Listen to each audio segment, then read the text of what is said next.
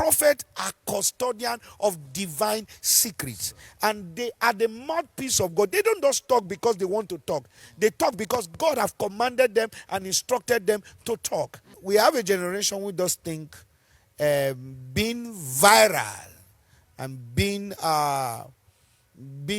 popular via the social media necessarily means fatherhood and maturity.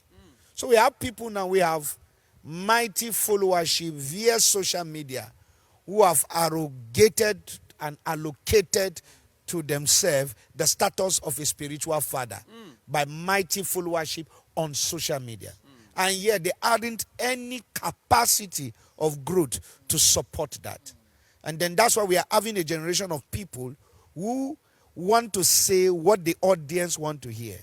Now, the prophetic audience in the days of Samuel, in the days of Moses, in the days of Elisha, in the days of the old prophet of old, is different from the generation audience we have now. The prophetic audience we have now are audience that are looking for performance with empty knowledge about the prophetic ministry.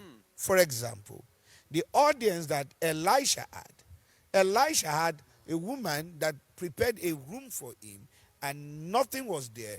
And Elisha is a prophet. He's supposed to know that the woman does not have a child. Yes, but he had an audience called the servant. Yes, and he said, the Lord has hidden this from me. What is really actually wrong with this woman? Now, if we have that same audience in our dispensation, though we say, why will the prophet not know? Yes. Now, the prophet of this dispensation are under a compelling compulsion to perform. And so because the audience are, I'm sorry to say, when we have illiterate audience on prophetic matter, we are going to have illiterate approach to prophetic issues.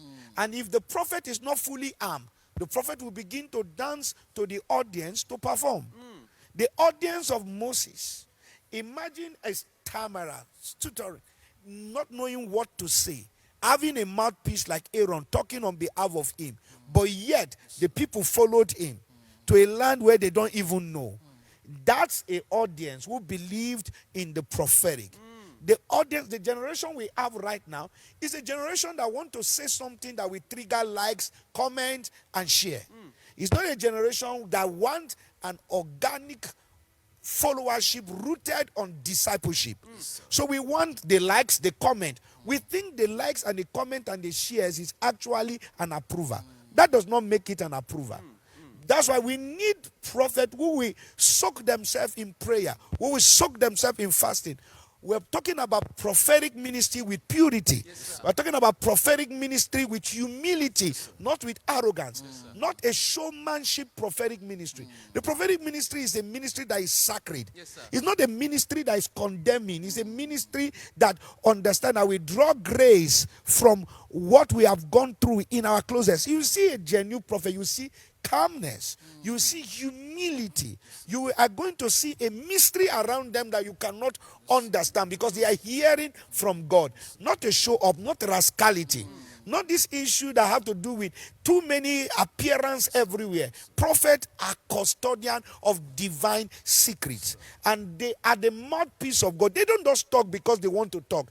They talk because God have commanded them and instructed them to talk. So the problem we have is the audience that we are having right now. And the audience are audience that want a microwave things. And so we have a generation that want to say the things that the people want to hear. Some prophets rise up by condemning other prophets in order to rise up.